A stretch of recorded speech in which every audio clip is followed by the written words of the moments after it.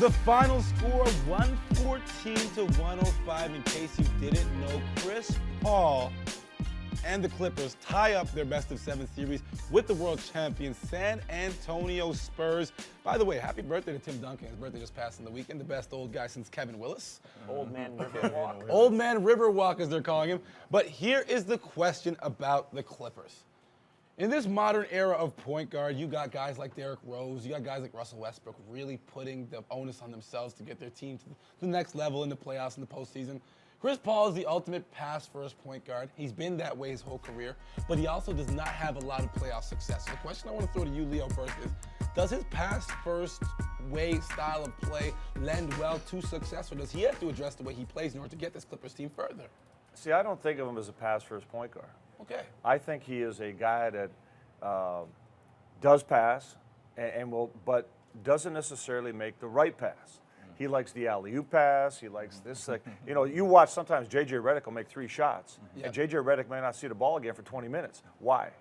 If you're a good point guard making the right decisions, you're going to go that hot hand. Absolutely. And that's what hurts the Clippers. They don't necessarily play a high level of IQ Okay. basketball. So let me throw something at you, because this is fans of the Hangout hate me for this. I know this one, but I give Chris Paul a hard time because Chris Paul is constantly regarded as the top point guard in this league, despite the fact that Tony Parker wins championships. Derrick Rose puts the onus on himself to win games. Russell Westbrook is playing like the best athlete in the game, but he doesn't have a lot of success in the postseason. Where do you stand on this Chris Paul debate? For you? I think I made it clear. He's very, very good. Yes. I don't put him in that elite category just because a lot of the decisions are because I can versus they're the right things to do decisions. Okay. And I don't think a great point guard can play that way. Okay. Now, that said, this is one of the great wins for the LA Clippers. Yeah. I mean, I don't want to say in franchise history because I know you go back to the Buffalo Braves. Apparently there was a team in Buffalo. I don't think I had been born yet. But that for the Clippers, to go into San Antonio after getting their butt kicked in Game 3, they're alive in the series, and they look like they have a chance. What did Chris Paul do as far as numbers? 34 points. And that's Pass first? Exactly. But he And doesn't found always Redick. play that way. That's my concern with him. But Dan, let me throw this at you then. Who holds the mental edge in this series at this point? Because there have been swings. Mental edge is always going to be San San Antonio. Antonio, they're champs. They've done it. You've they got know to be that- the best. yeah. You got to beat the best. They can go. They know they can go into LA and win that Game 5. But the Clippers do have to be feeling pretty good about themselves because now they're thinking, okay, we've lost one at home. Now we just have to defend the home court and we can sneak out with the series. Tony Parker. Big key. His health is important. Now, another hot button issue with me. It seems like I don't like the Clippers. It might be because the Lakers or something. But Austin Rivers, the son of the head coach, we spent a good amount of time roasting him earlier in the season for his horrendous play in the backcourt for the Clippers. Gary Durant, he went 7 for 8 off the bench in the last game. What's the potential of Austin Rivers? Where is the ceiling here? Is he going to be a consistent contributor in this league, or is he the guy we thought was kind of living off of his father's name? Well, he's clearly showed that he can play at that level. Clearly? I think so. I think so. It's playoffs. If you're gonna have success, if there's ever a good time to have success, it's during the playoffs. True. That pressure, which we've shown that we're not there yet to handle. Okay, and I'm going to leave it at that. It speaks volumes, and I think he's in a tough position because his dad is the head coach and general manager of the team he plays for, so he is on the hot seat. Yeah. And it was great to see him, come through last night. All right, let's switch focus now. Let's go to Dallas and Houston.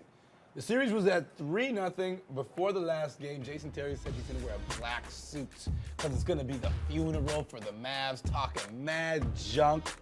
But despite some great three-point shooting and some alley-oops to Dwight Howard, the Mavs found their way. Monte Ellis had a huge game, 31 points. So my question here is, did the Mavs find some kind of recipe, a chink in the armor, something they can use for some success in the future? Or did the Rockets just think the series was over, Dan?